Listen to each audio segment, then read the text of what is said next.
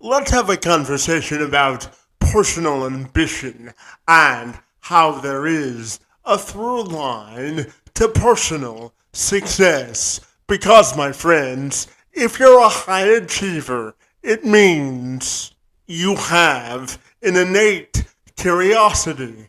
The why is something that motivates you to ask further questions of both clarity and self interest. Otherwise, you fall into a category of people who believe they are not equipped with an internal guide to success. If you're a high achiever, it means that you can generate a passion to care about a wide range of diverse topics, subjects, and people. For my friend, Jaclyn Strominger, she's a high achiever, success coach dedicated to assisting ambitious individuals to propel themselves to their peak performance, both in business and in life. She's interested in helping you level up and leap into success so that you can unlock your passion and experience unbridled success. She's committed to mentoring and guiding high achievers to transcend their limits and make bold leaps forward by fostering a culture of confidence and excellence.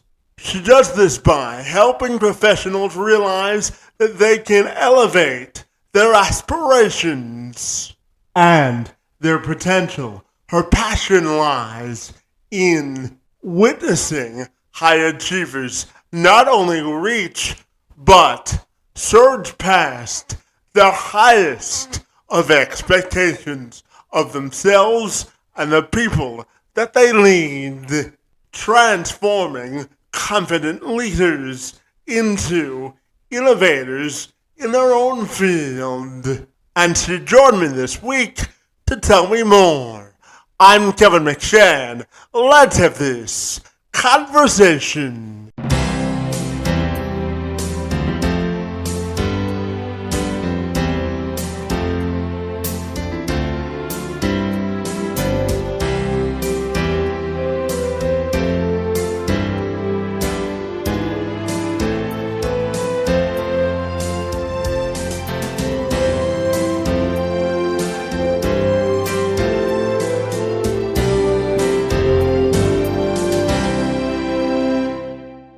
Jaclyn, if you're ready, I'll take a moment to welcome you to the program. And I'm super excited to learn about all the great stuff you do to optimize the potential of high achievers. Great to see you this afternoon, and happy Wednesday to you, my friend.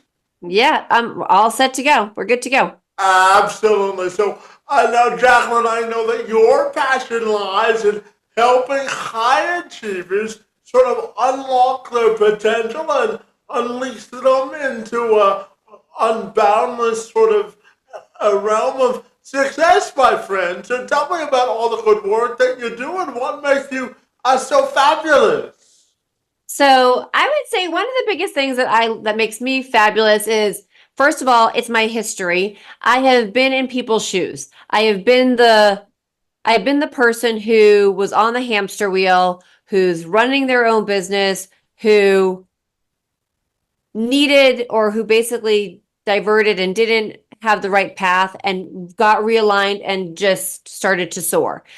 So because I've been in the shoes of a lot of people, and I've been in business, I can help a lot of people. But what makes me, I think, truly unique is because I've been in business, because I've been a coach, and because I have experience with coaching, and I tend to fall in love with people's businesses. I just help them soar and I help them craft the plan that they need to put in place so that they can take that leap.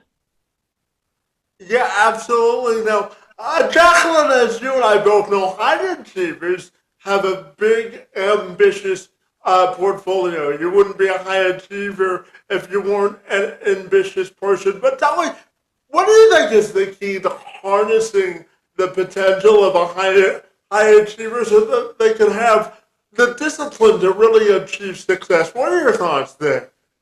So somebody who's a high achiever, they do have discipline, but sometimes we have discipline and we are not necessarily doing the right activities. So I really help people look at their goals and create the discipline around the activities that they need to do to go forward and have even greater success. So there's a lot of times that we need to sit down and look at what people are doing and decide, what do we need to do? What do we need to delay? What do we need to delegate, or what do we need to ditch? And somebody who's a high achiever, we also need to look at what are they doing to measure, monitor, and adjust those activities. Because just like any high achiever, right now we're talking the Olympics, anybody who's an Olympian, they're putting in the work, they're putting in the practice, and they're always tracking what they're doing. So if you're a high achiever or you want to be a high achiever and you're not tracking your activities and your actions and looking at those results, we need to change that out and create an action plan for you to put in place your MMA of your business.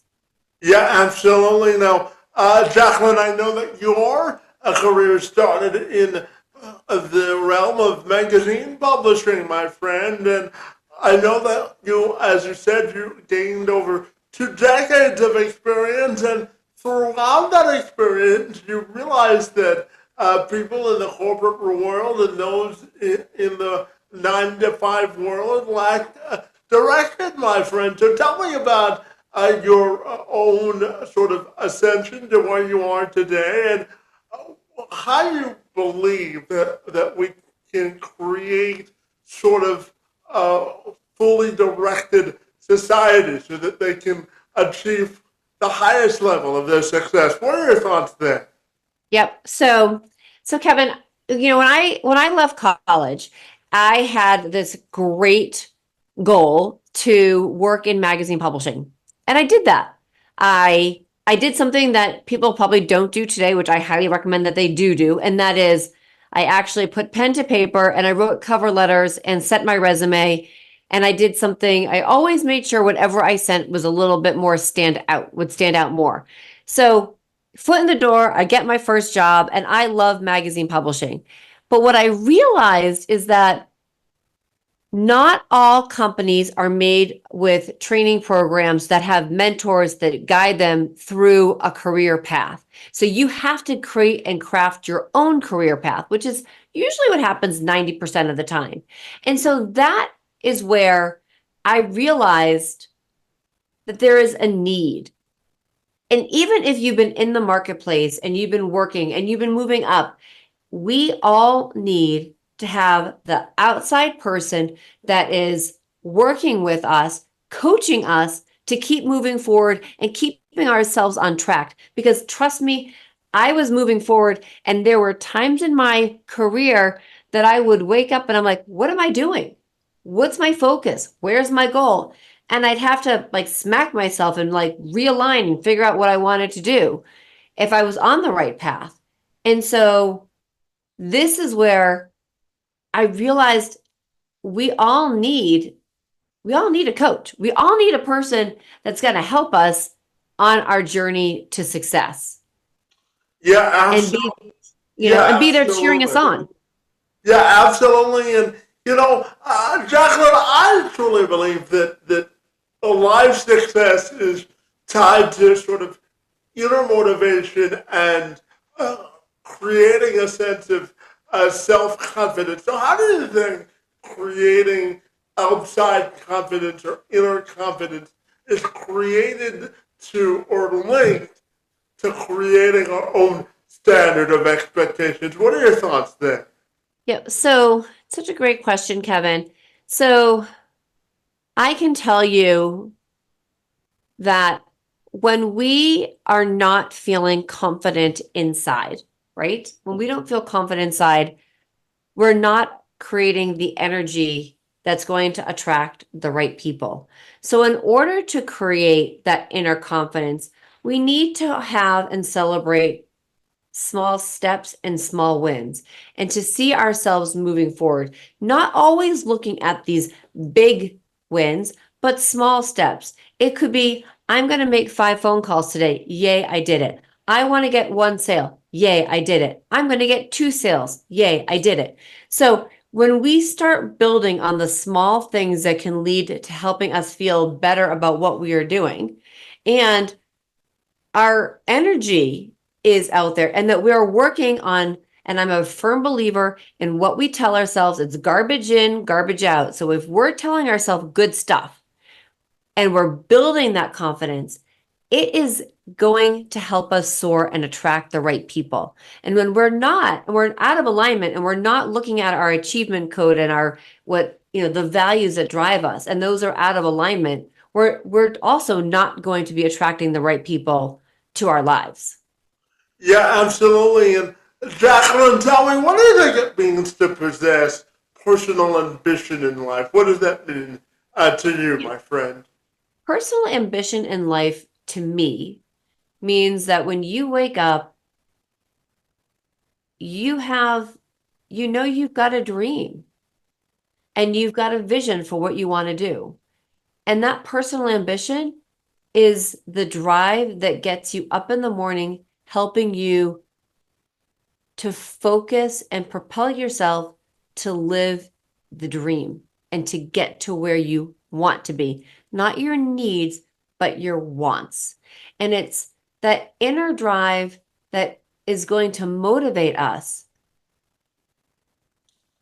Yeah, absolutely. Yeah, absolutely, Jaclyn. And tell me, I'm curious to ask you about creating an inclusive future. I talk to businesses about hiring folks with disabilities all the time, and I was born with cerebral palsy, and I found out at the age of 9, Jaclyn, that I wouldn't be able to walk for the rest of my life with the assistance of a walker because of the severity of my disability. But I always tell people that I just have to find another way to paint my portrait of success. And I'm curious, what sort of an ally can inclusion be to help high achievers accomplish their goals? What are your thoughts there?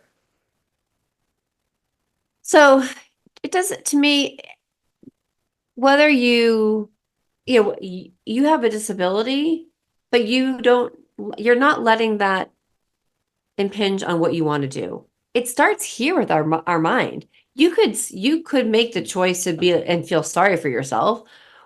And it's same thing with somebody who's a high achiever. A high achiever might not reach something or might not reach a goal, but it starts with what we tell ourselves. And if I tell myself I can't do it, or I'm not good enough, or I can't do that because, no, you can do it if you want to do it. It's the want. If you really want to do something, you can do it. And yes, you might need somebody to help you, to help push you a little bit to say, hey, here's your plan for the week. Let's work on that. Let's go after that. Or you might need to modify what you're doing to adapt, but that's part of life. It's when we don't adapt and we just sit in what's bothering us, none of us succeed. And I truly believe each and every single person has a gift. And whether you're a CEO or somebody as a VP, we always have to find out what are the people in our lives and the people that we work with and the other people around us, what their gifts are. And everybody has a gift to bring. And we just all have to be open to accepting that there's differences in each and every one of us. And everybody has a gift, and we just need to bring it out. Yeah, absolutely. And Jacqueline, I'm also curious to ask you, what does that mean to have innate curiosity in life? And how do you think that can act as an ally in our personal development journey? What are your thoughts there? So having innate curiosity, we always have to be learning, right? So we have to be curious of how things work and what they do. And when we stop learning, if we stop being curious, then we're not really making ourselves any better. We always have to be learning. And so when we stop that, our journey stops.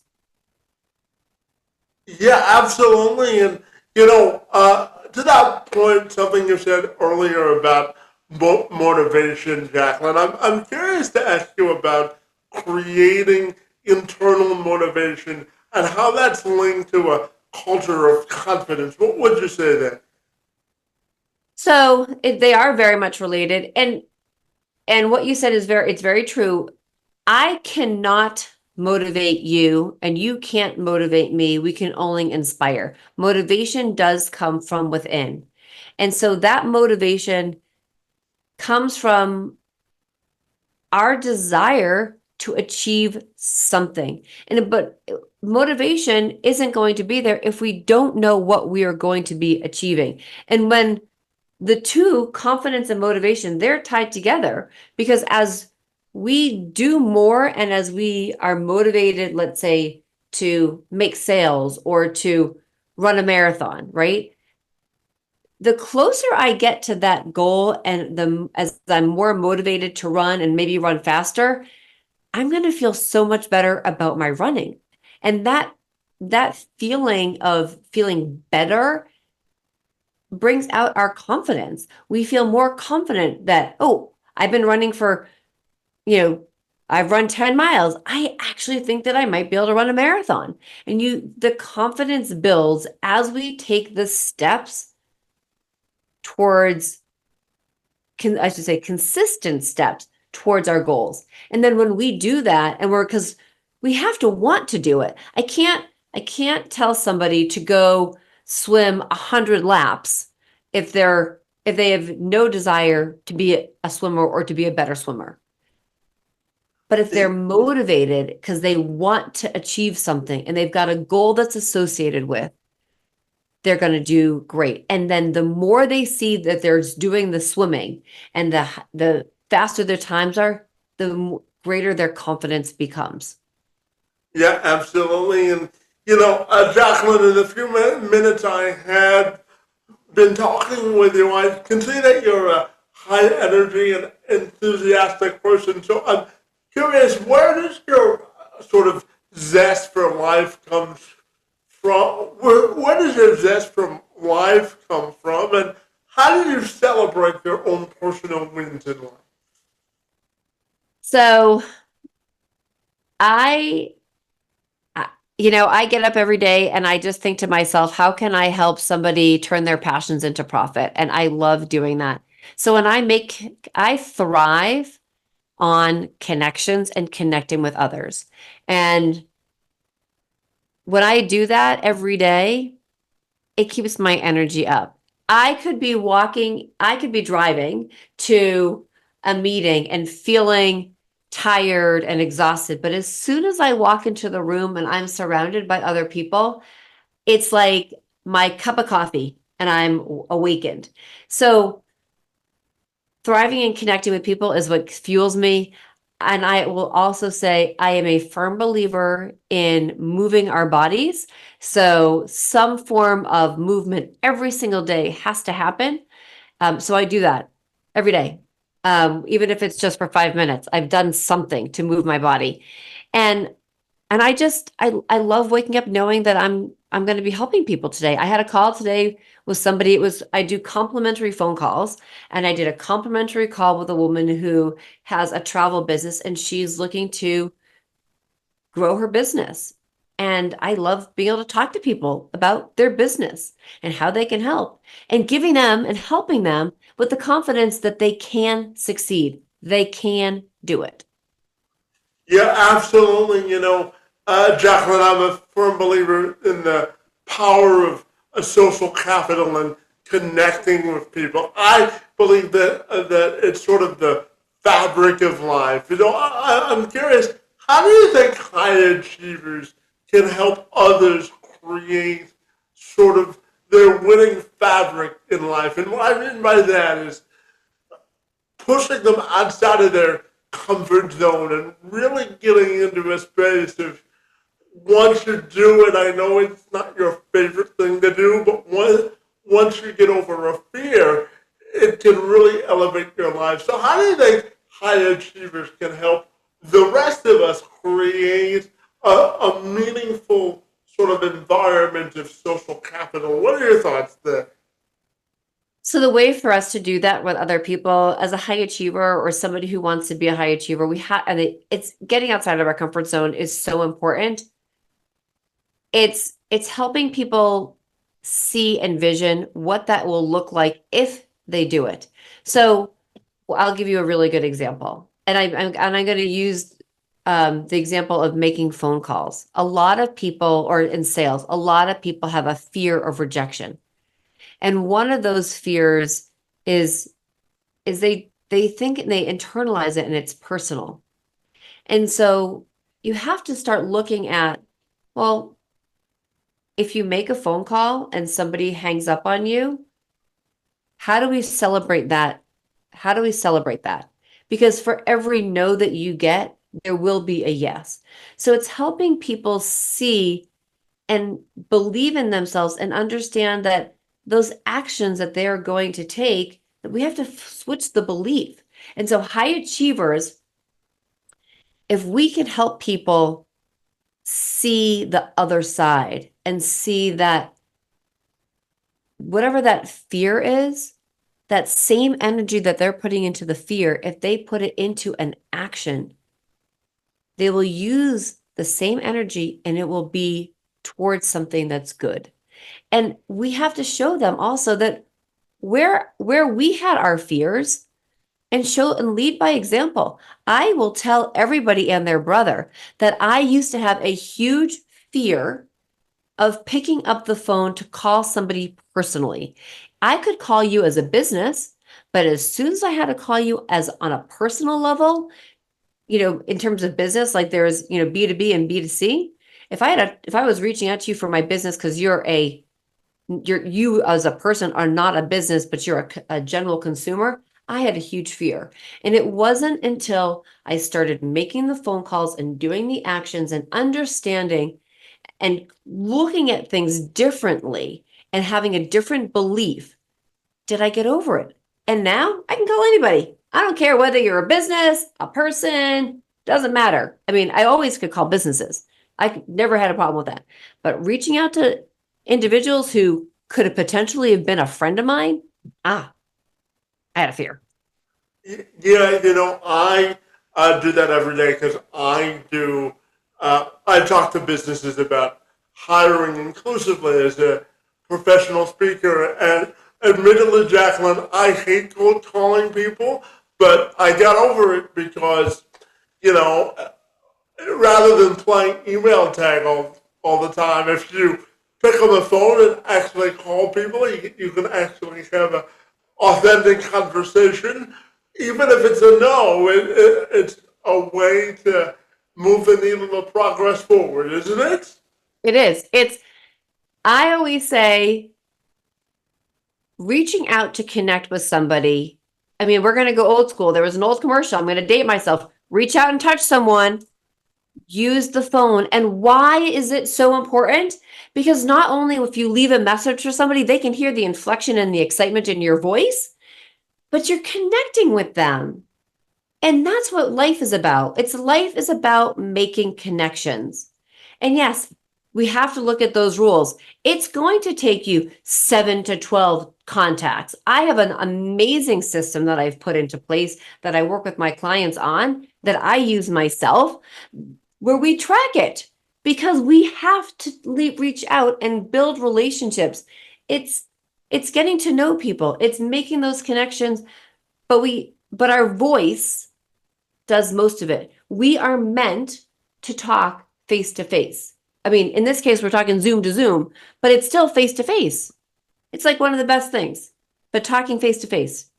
Yeah, absolutely. And Jacqueline, I'm fascinated to ask you about creating thriving organizational cultures. And I always tell organizations that want to hire people with disabilities, that people with disabilities are people too, and it always starts with building that relationship. So do you think relationship building is the key to creating a thriving organizational culture? Yes and no. So I think there's two things here. I think relationships are so important to build. Like if you are an outside person, you're reaching out to a company and you need to and you want to sell them, you need to build that relationship. You need to get to know them. You have to like them when we talk about know, liking, and trusting. But you really have to build rapport and not not always be selling, but always be serving. How can we always be serving?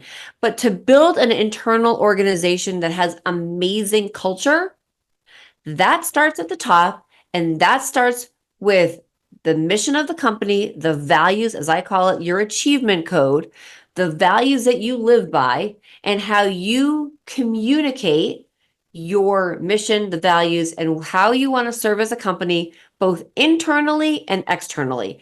And that is, to me, one of the most important things a company can do. We lead not by being where we're leading, where we're thinking about winning together, not by dictating, but together. There's no I in team. We've all heard that before, but together everyone achieves more. And to have a great corporate culture, it starts with the values of the CEO or that team leader. That leader, we need to lead, not manage.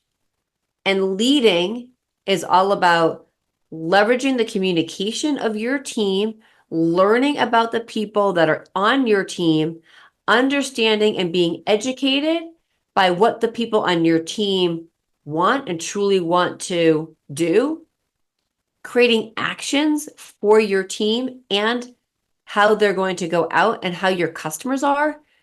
And how do you talk about their performance and how they're going to help? What's their own initial mission to propel your team and your company forward? It starts with, I mean, all of it starts with communicating and learning and connecting. But the connection, it is building the relationships, but the corporate culture part, I think, really stems from leading your team with this mission and purpose and values that you have. If you're bringing people into your company and your team with values that or and characteristics or character that don't align with you, they're not going to stick around and it's not going to be the best for your company. So I always love to say with when I'm working with leaders and people who are doing hiring, it's what can you to build the culture that aligns not only with your mission and your vision, but with your achievement code. What is something that you could ask them or something that you could ask them to do or not do that's going to bring out the right character so you to see if they match with your company?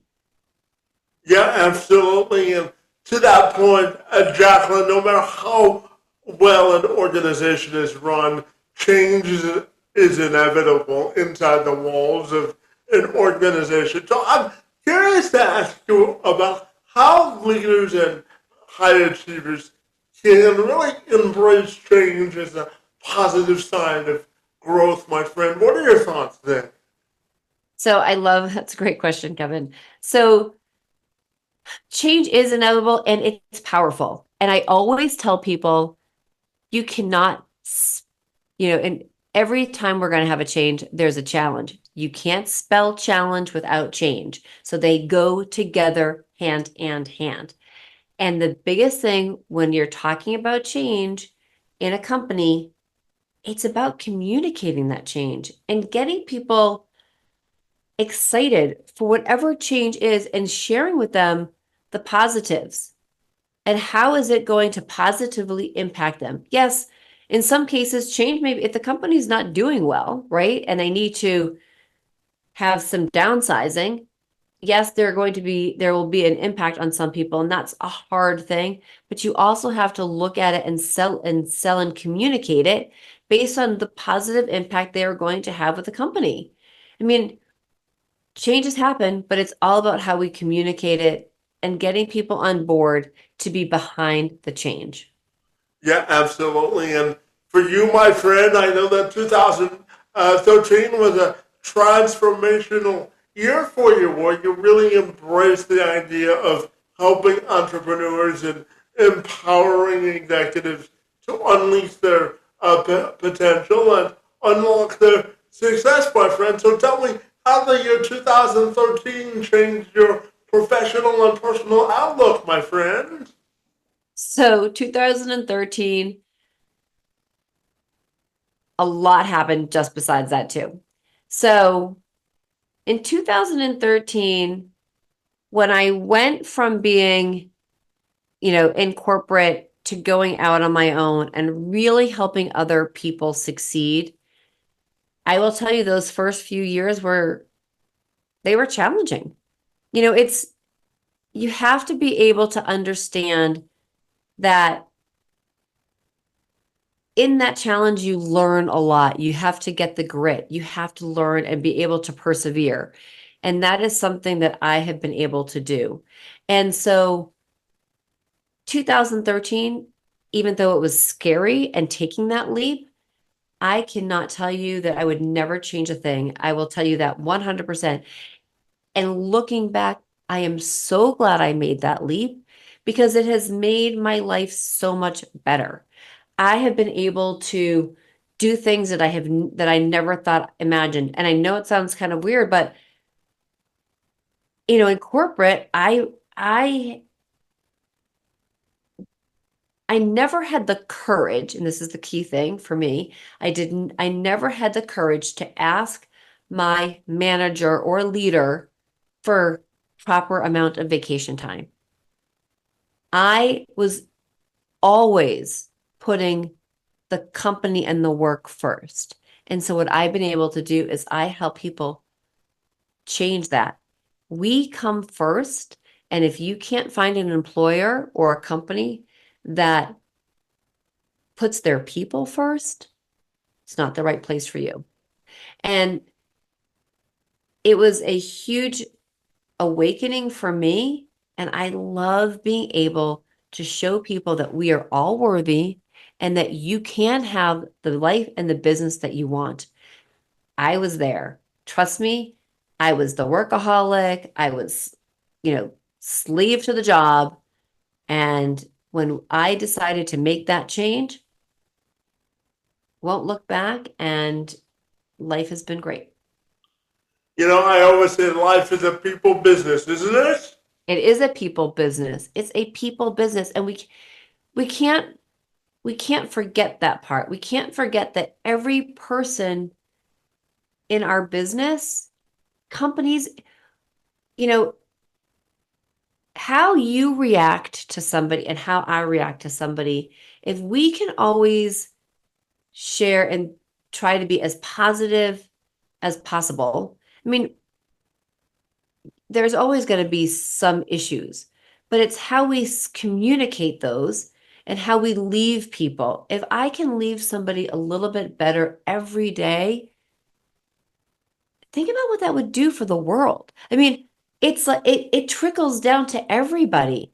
You know, if I've just been yelled at by my manager or my boss, and then I go out to get a cup of coffee, and then I'm in a pissy mood, how am I going to react or talk to the guy that I'm buying my coffee from? I'm probably going to be a jerk. I might not be the nicest person because I'm not in a good mood. But if my manager or boss shares with me something in a better way so it doesn't make me feel angry or deflated or defeated, it's all how we communicate, right? Then I go get my cup of coffee. I'm not going to feel so bad. And I'm going to make that guy feel good too, because I'm not going to treat him poorly. So our moods and our vibe and our energy hits everybody in our life. So if we can elevate our energy all around, we may have a happier world. I couldn't agree more, my friend. And I'm curious, Jaclyn, to get your thoughts on how the concept of hope and initiating transformation both in business and in life are interconnected. What are your thoughts there? It's an interesting question. So, if we want to have some kind of a transformation, and hope, when I think about hope, I think about it's how we're thinking. And I like to share with people and saying, let's change the word hope. And like I could say, I hope you have a great day. And I could then say to you, I know you're going to have a great day. I hope I get the job. It's it's a feeling of saying, I know I'm going to get a job. I know I am. And it's believing. It's knowing that you can believe in yourself and in others, that we know that we can look at dreams. Yeah, absolutely. And Jaclyn, my final question for you this afternoon has to do with legacy, my friend, and how you want your personal and professional legacy to be defined. What are your thoughts there? My personal legacy and how I want it to be defined. I want to know, I want people, when they think of me and they think of Jaclyn Strominger and they think about on my, when at my eulogy, because by the way, I do believe that we should all write our eulogy. I want people to say, she made other people feel good and she connected people together and made the world a better place. Yeah, absolutely. And finally, Jaclyn, tell me if people want to get connected with you, what's the best way they can do that? Go to my website. Go to my website, go to leaptoyoursuccess.com. I have all my social media links at the top, and I want people to connect with me on my socials. But go to my website, and I have an amazing journal. It's called the Unstoppable Achievers Journal. Grab the journal, and then every time anytime somebody grabs a journal, they get a complimentary phone call or complimentary call with me, Zoom call, and we talk about their goals, their mission, their mantra, and where they want to go. Fabulous. Well, Jaclyn, I have to tell you, I thoroughly enjoyed this conversation about leadership, life, and everything in between, my friend. The work that you do with high achievers and business executives is truly inspirational and inspiring, my friend. So I want to thank you for the good work that you do and for engaging in conversation with me this afternoon. It's most appreciated. Thank you, Kevin, and you are doing amazing things.